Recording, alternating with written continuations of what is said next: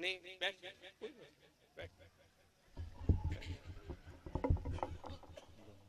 کوئی مسئلہ نہیں ہے، اللہ پاک خیر کرے، کھڑے ہوں بیٹھ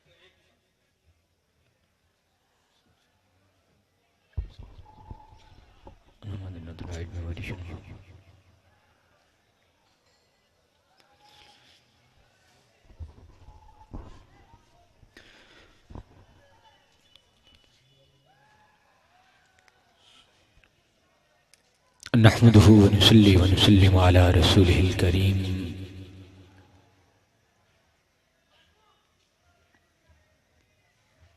أما بعد فأعوذ بالله من الشيطان الرجيم بسم الله الرحمن الرحيم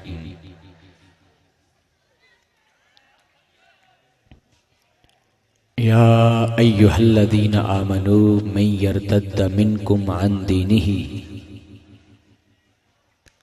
فسوف يأتي الله بقوم يحبهم ويحبونه صدق الله مولانا العظيم وصدق رسوله النبي الكريم الآمين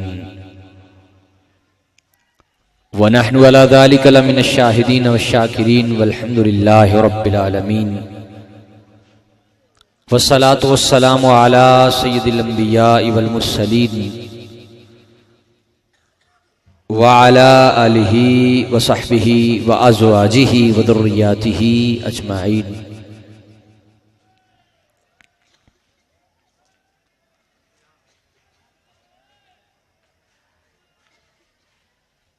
مولا صلی وسلم دائما ابدا ابدا ابدا علی حبیبک خیر الخلق کلہم یا رب بالمصطفى بلغ مقاصدنا واغفر لنا ما مضى يا وسيع الكرم۔ حمد و صلاة کے بعد قابل صد احترام زونل ناظم محترم چودھری محمد وسیم ہمایوں صاحب،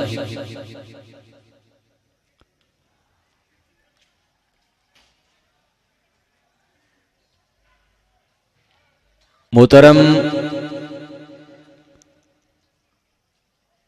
مختار احمد قادری صاحب،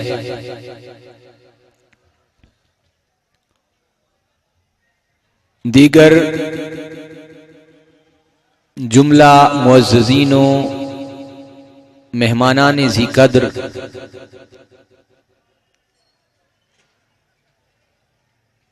اور مریدین و متوسلین آستانہ عالیہ قادریہ رزاقیہ فاضلیہ، جملہ سامعین و حاضرین،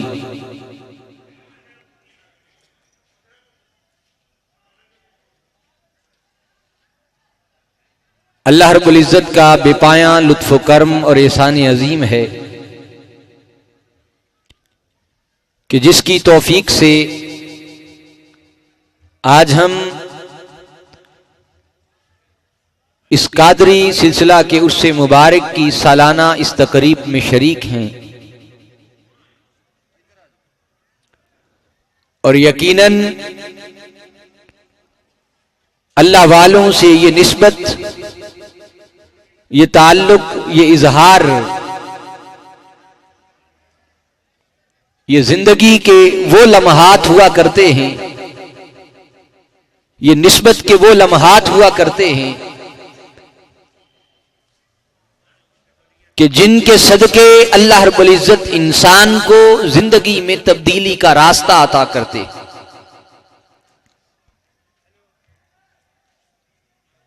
موضوعاً میں نے آپ کے سامنے سورہ مائدہ کی ایک آیہ مبارکہ کے ابتدائی الفاظ تلاوت کرنے کی سعادت حاصل کی ہے۔ اللہ رب العزت نے اس آیہ مبارکہ کے اندر اپنے محبوب اور محب بندوں کا تذکرہ فرمایا ہے۔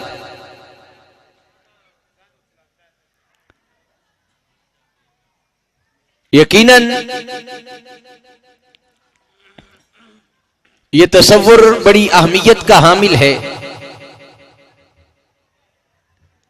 کہ ہم لوگ جو آستانوں سے، اولیاء سے، اہل اللہ سے، صوفیاء سے جو عقیدت و احترام کا تعلق رکھتے ہیں، بعض لوگ اپنی نادانی اور کم علمی کے سبب معترض ہوتے ہیں، اعتراض کرتے ہیں کہ اللہ والوں سے اس طرح تعلق کی کوئی ضرورت اور کوئی بنیاد دین فراہم نہیں کرتا۔ اس طرح اللہ والوں کے ہاتھ میں ہاتھ دینا، بیعت کرنا اور آستانوں پر، نظارات پر عرس کا منعقد کرنا، محافل کا منعقد کرنا اور ان کے نام کی نسبت سے جمع ہو کر اپنی زندگی میں غور و فکر کر کے اپنی زندگی میں اس ماحول کو لانے کی کوشش کرنا کہ جس پر وہ اللہ والے زندگی گزار چکے ہوتے ہیں، اس پر بہت سارے لوگ اعتراض کرنے والے ہیں۔ اس کی کو کم رکھیں۔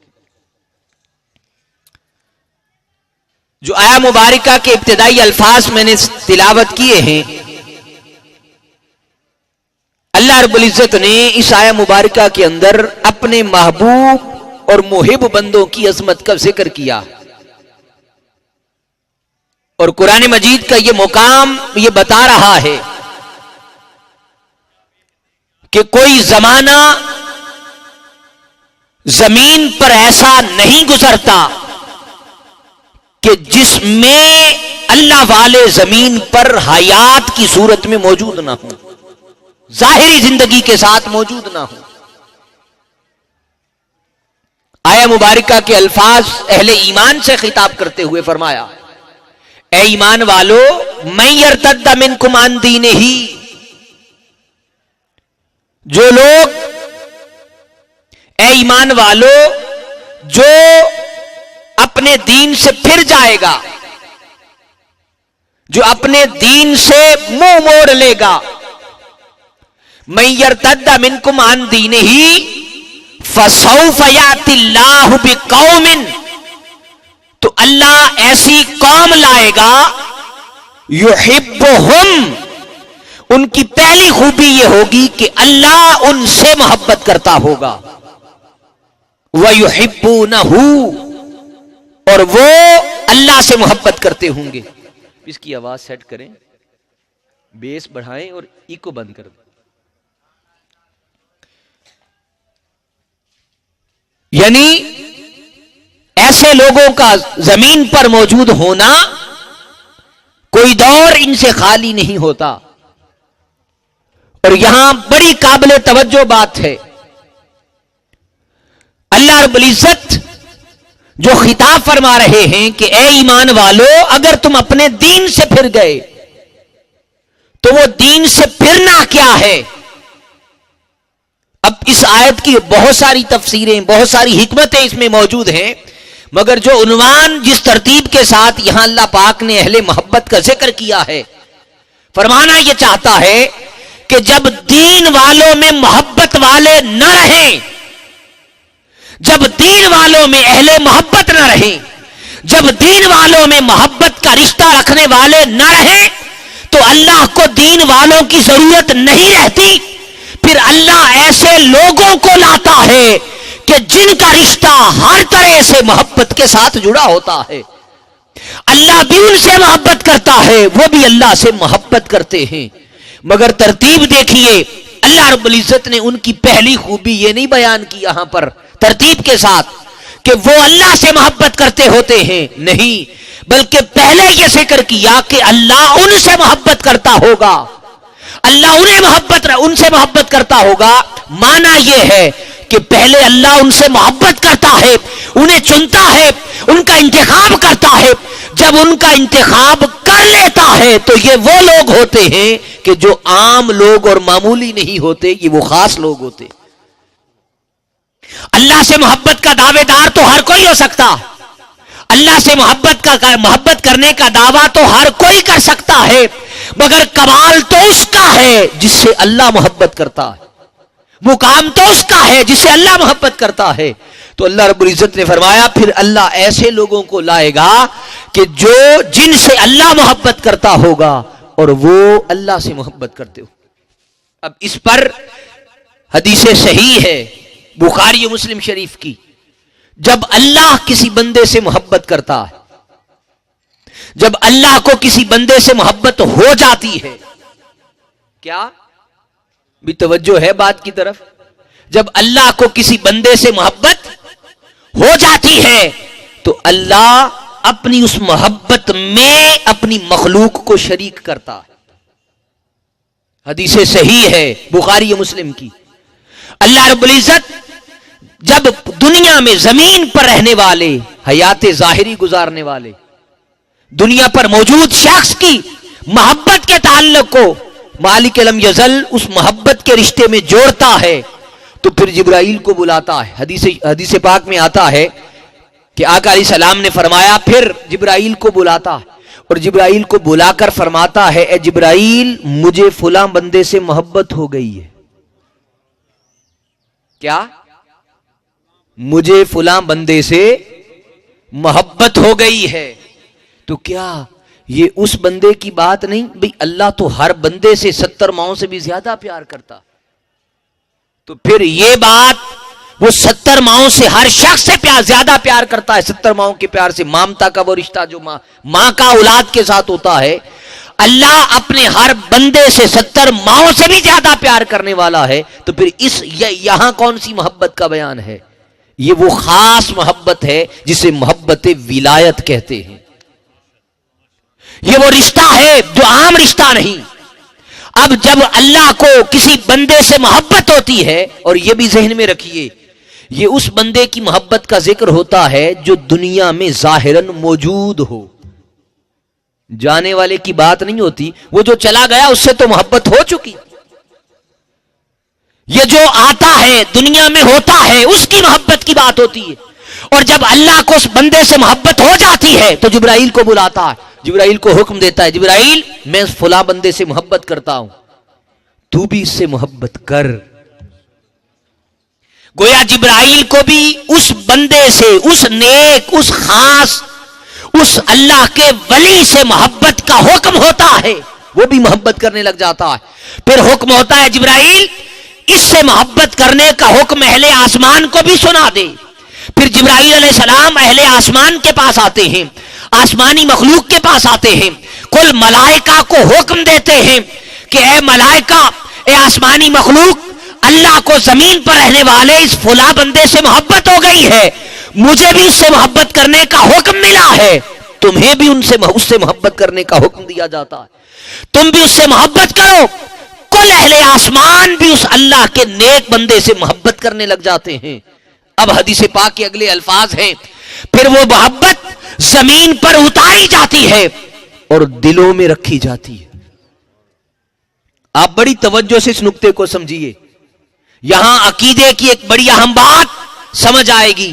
دوستو ذرا غور کریں، اللہ رب العزت کو جب زمین پر رہنے والے شخص سے محبت ہوتی ہے تو پھر جبرائیل کو بھی حکم دیتا ہے، اہل آسمان کو بھی اس بندے سے محبت کرنے کا حکم دیتا ہے، مگر اہل زمین کو اس بندے سے محبت کرنے کا حکم نہیں دیتا۔ اس بندے سے محبت کرنے کا حکم بولیے نہیں دیتا، بلکہ وہ محبت زمین پر پھیلا دی جاتی ہے، وہ محبت دلوں میں رکھ دی جاتی ہے۔ کل انسانوں کو اس نیک بندے سے محبت کا حکم نہیں دیا جاتا، جس طرح کل ملائکہ کو حکم دیا جاتا ہے، جس طرح آسمانی مخلوقات کو حکم دیا جاتا ہے، جس طرح جبرائیل کو رب براہ راست حکم دیتا ہے، اس طرح اہل زمین کو حکم نہیں دیا جاتا۔ مولا کیا ماجرا ہے، اہل آسمان کو تو حکم دے چکا، جبرائیل کو بھی حکم دے چکا، مگر اہل زمین کو حکم کیوں نہیں دیتا؟ فرمایا معاملہ یہ ہے کہ میرے بندے کی یہ محبت اتنی سستی نہیں کہ ہر دل اس محبت کو برداشت کر سکے، ہر دل کے اندر یہ طاقت نہیں ہے، ہر ہے کہ میرے اس نیک بندے کے ساتھ اپنی محبت کا رشتہ جوڑ سکے. بس یہ محبت دلوں میں رکھی جاتی ہے. جو دل اس نیک بندے سے محبت کرنے کے قابل ہوتا ہے اسے وہ محبت عطا کر دی جاتی ہے. اب یہاں جو میں نے عرض کیا عقیدے کی بڑی اہم بات سمجھ آئے گی. دوستو کیسے لوگ جھگڑا کرتے ہیں. ارے اللہ والوں کے مزارات پہ کیا لینے جاتے ہو؟ ان سے محبت کیوں کرتے ہو؟ ان سے محبت کا رشتہ کیوں جوڑتے ہو؟ ان سے تعلق کی نوعیت کیوں رکھتے ہو؟ ان سے محبت کے رشتے کی بنیاد کیا ہوتی ہے؟ تو ارے بابا جھگڑا ختم ہو گیا. آپ اس لیے محبت نہیں کر پاتے کہ اللہ آپ کے دلوں میں اس محبت کو ڈالتا نہیں ہے. تمہیں وہ محبت اس لیے میسر نہیں آتی کہ تمہارے دل اس محبت کو پانے کے قابل نہیں ہوتے. بس اللہ جب زمین پر وہ محبت اتارتا ہے تو جو دل اس محبت کے متلاشی ہوتے ہیں اللہ ان دلوں کو اس محبت کے لیے چن لیتا. اور یہ محبت، اور جب سے وہ بندہ چاہے وہ دنیا میں موجود ہو یا دنیا سے چلا جائے، اللہ کی محبت کا وہ اعلان زمین پہ اترا ہوا ہوتا ہے. اب مجھے بتائیے ہم میں سے کتنے لوگ ہیں جو حضور غوث الاعظم سرکار کو جانتے، ان کا شہر بغداد دیکھا؟ کتنے لوگ ہیں؟ شاید اللہ ماشاء اللہ آج کی مجلس میں کوئی ایک آدھ دو چار لوگ ہوں. پھر حضرت خواجہ معین الدین چشتی اجمیری، حضور داتا گنج بخش علی حجویری، یہ جو لوگ صدیوں پہلے دنیا سے پردہ کر گئے، سوچئے وہ کون سا رشتہ ہے ان کا نام زبان پر آئے آنکھیں ادب سے جھک جاتی ہیں. ارے وہ جھکنا کیسے آیا؟ آپ کے دل کو وہ ادب کس نے سکھایا؟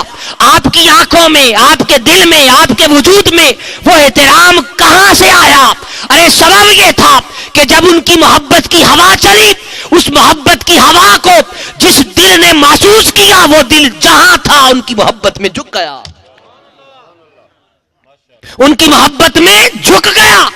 اور جب وہ جھکا، اب لوگ کہتے ہیں ان کے نام کا لنگر کیوں پکاتے ہو؟ 11ویں کیوں پکاتے ہو؟ ہر مہینے ان کے نام پر ارے اس طرح کھانا پکا کر لوگوں کو کیوں کھلاتے ہو؟ اب مجھے بتائیے بھئی، دیکھیے آج سادہ خواتین گھر کی زیادہ پڑھی لکھی نہیں ہوتی، زیادہ دین کا علم اور تعارف نہیں ہوتا، مگر 11ویں سب کو یاد ہوتی ہے. وہ کس نے یاد کروائی؟ وہ ان کے دل میں کس نے اتاری؟ ارے وہ محبت کی ہوا تھی جو رب نے زمین پر اتاری.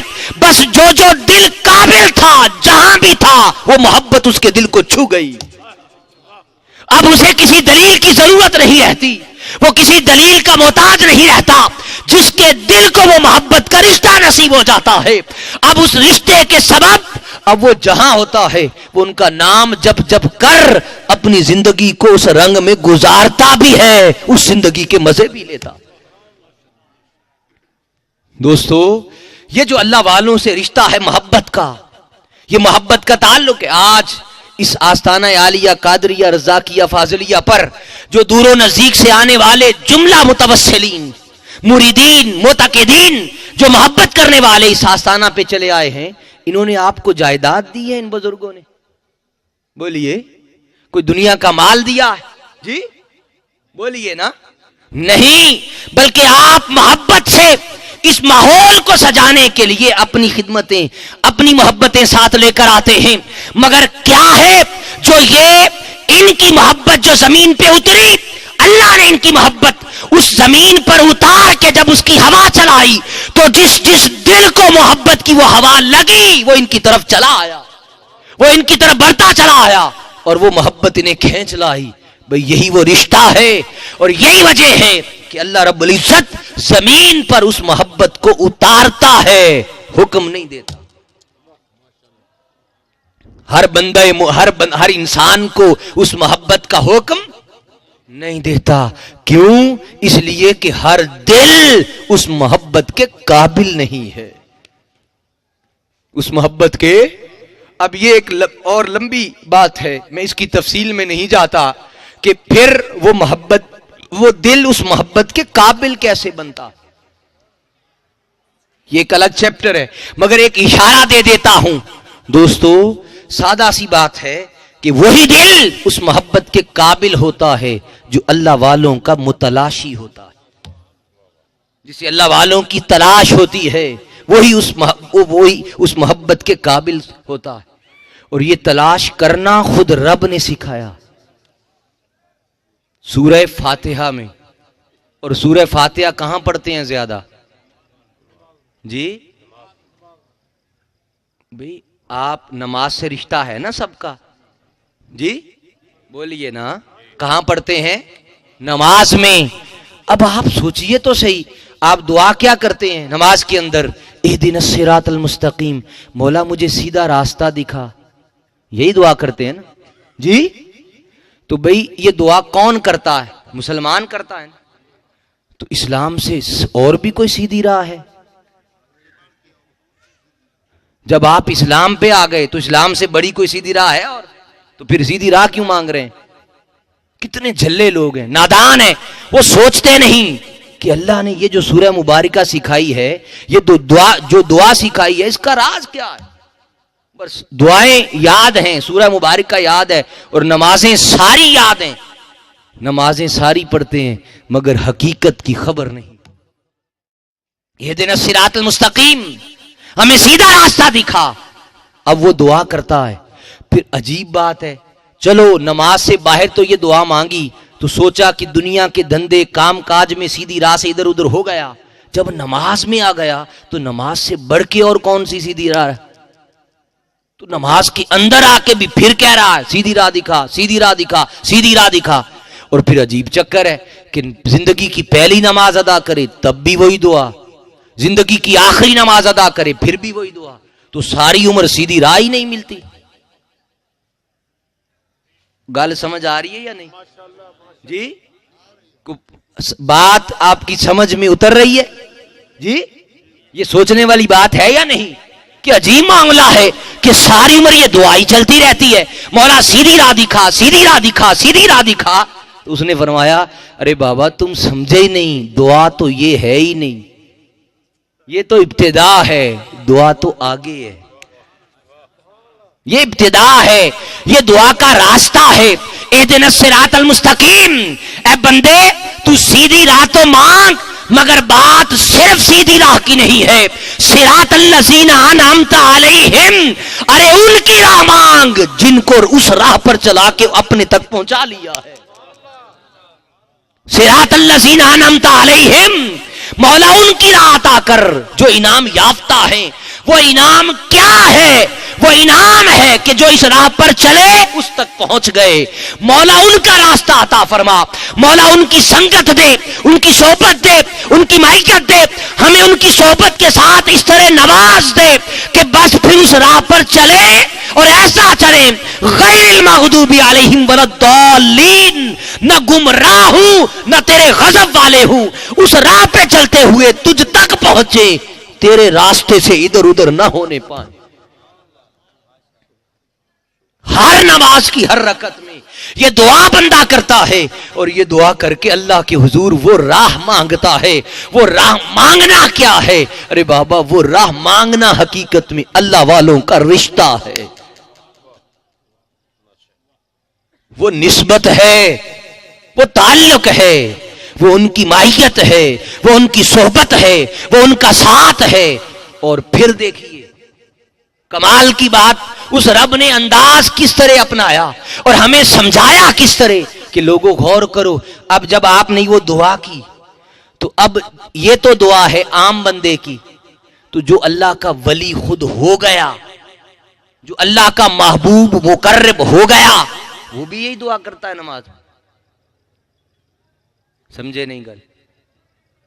نعرہ تکبیر، جاگ رہے ہیں جی؟ سناٹا چھا گیا ہے. بات سمجھ آ رہی ہے آپ؟ سوچئے بھی جو اللہ والا ہے، جس کی راہ ہم مانگ رہے ہیں، جس کی معیت کی، جس کی صحبت کی، جس کے راستے کی، جس کے انعام یافتہ ہونے کا وسیلہ واسطہ ہم دے رہے ہیں، تو کیا وہ بھی یہی دعا مانگتا ہے؟ سوچے نا، وہ بھی تو یہی دعا مانگتا ہے نا بھئی. جو اللہ کا ولی ہے حضور غوث الاعظم سرکار، جو حضور غوث شیخ الکل ہیں حضور سیدنا شیخ عبد القادر الجیلانی رضی اللہ تعالیٰ عنہ، ارے سوچئے زندگی کی پہلی نماز میں پہلی رکعت میں بھی یہی دعا کی ہوگی، زندگی کی آخری نماز کی آخری رکعت میں بھی یہی دعا مانگی ہوگی. تو جو اللہ والے ہو گئے ان کو کیا ضرورت رہی اللہ والوں کے راستے کی؟ یہ نقطہ بڑا قابل غور ہے دوستو. رب بتانا یہ چاہتا ہے کہ اللہ والوں کا ساتھ ایسا ساتھ ہے، کوئی مت سمجھے کہ اللہ والوں کا ہاتھ پکڑا اور جب اللہ والوں نے اس بندے کو مجھ تک پہنچا دیا تو پھر وہ اللہ والوں کا ہاتھ چھوڑ دے. نہیں، ہاں وہ آئے گا بھی انہی کے ذریعے سے، آئے گا بھی انہی کے وسیلے سے، آئے گا بھی انہی کے واسطے سے، مگر جب ان کے ذریعے سے مجھ تک آ گیا اور آ کر اگر یہ چاہا کہ اب اللہ والوں کو چھوڑ دوں تو جس لمحے وہ اللہ والوں کو چھوڑے گا میں رب اسے چھوڑ دوں گا. وہ گمراہ ہو جائے گا، وہ اپنا راستہ بھول جائے گا، وہ اپنی منزل بھول جائے گا، وہ اپنے راستے سے اکھڑ جائے گا، میرے غضب کے نیچے آ جائے گا. بس